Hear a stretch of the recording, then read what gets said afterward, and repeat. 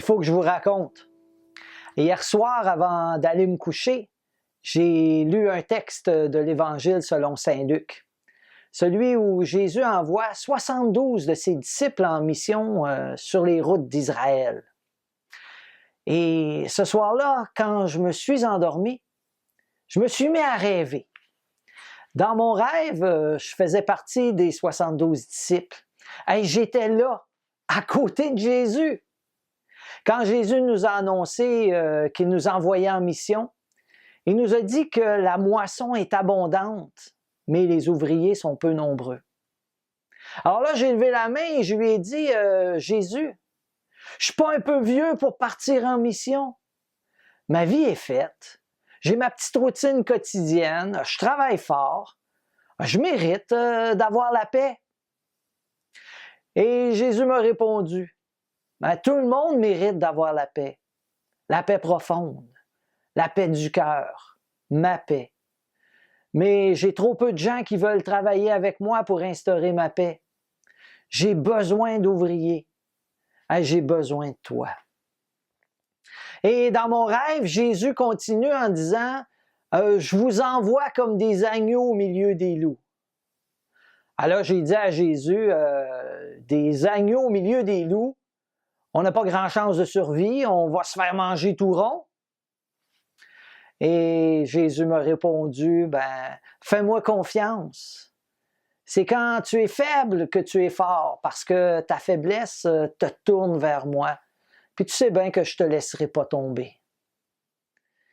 Et Jésus continue son discours. Il nous dit, n'emportez ni argent, ni sac, ni sandales. J'ai encore levé la main, puis j'ai dit, Jésus, je ne suis pas habitué de vivre comme ça. Même quand je vais aux Journées mondiales de la jeunesse, je suis mieux équipé que ça.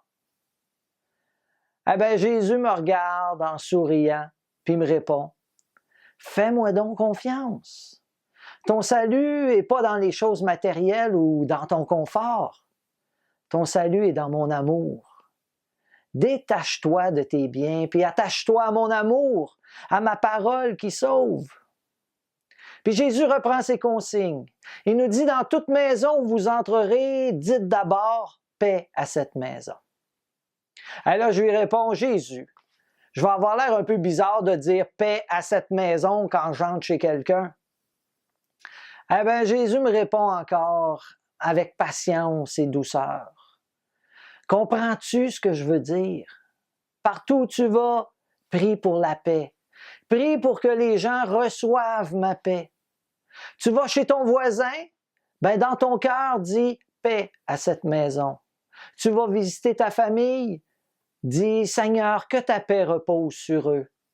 Tu vas à l'épicerie, à la pharmacie, au travail, à l'école, en voyage.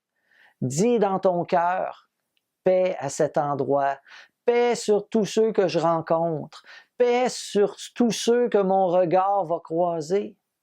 Puis ma paix ira reposer sur eux.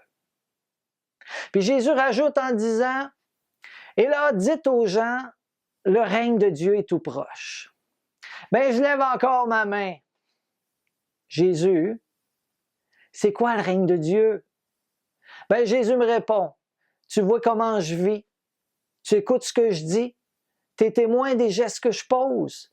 Tout cela, je le fais au nom de Dieu mon Père. Qui me voit, voit le Père. Le règne de Dieu mon Père, c'est un règne de justice, de liberté, de bonheur, de foi, d'espérance et de charité. Je suis venu bâtir ce règne. Puis je t'invite à m'aider à continuer à le bâtir. Et là, Jésus nous a envoyés en mission tous les 72 disciples. Au bout de quelques semaines, on est tous revenus. Puis on s'est mis à lui raconter tout ce qu'on a vécu, tout ce qu'on a fait en son nom. C'était merveilleux. Et Jésus nous a parlé à son tour. Il nous a dit une parole que j'oublierai jamais. Réjouissez-vous.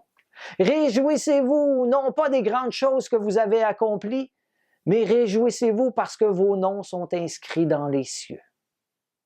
Et là, j'ai compris que c'est pas la grandeur du geste qui compte avant tout. Ce qui compte, c'est bien plus au nom de qui j'ai posé le geste. Est-ce en mon nom personnel ou bien en son nom à lui? Eh bien, voilà mon rêve.